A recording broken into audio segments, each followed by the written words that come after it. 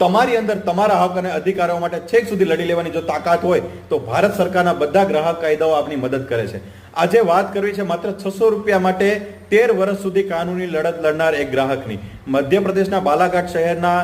શિવરાજ ઠાકરે બાલાઘાટની એક દુકાનમાંથી 600 રૂપિયાના એક બૂટ ખરીદે છે, પરંતુ 2 દિવસની અંદર બૂટનો સોલ એટલે કે એનું તળિયું નીકળી જાય છે અને એ જ્યારે બૂટ બદલાવવા માટે દુકાને જાય છે ત્યારે દુકાનદાર એને બૂટ નથી બદલાવી દેતો, એની સાથે ઝઘડો કરે છે અને બૂટ બદલાવવા માટે અતિરિક્ત પૈસાની માગણી કરે છે. એનાથી નારાજ થઈ અને શિવરાજ ઠાકરે જિલ્લા ગ્રાહક અદાલતમાં એની વિરુદ્ધ ફરિયાદ કરે છે. જિલ્લા ગ્રાહક અદાલત થોડુંક વળતર આપવાનો ચુકાદો આપે છે, પરંતુ એનાથી એ સંતુષ્ટ નથી અને શિવરાજ ઠાકરે રાજ્ય ગ્રાહક અદાલત એટલે કે મધ્યપ્રદેશ રાજ્ય ફોરમમાં એની વિરુદ્ધ ફરિયાદ કરે છે અને 13 વર્ષની લડાઈના અંતે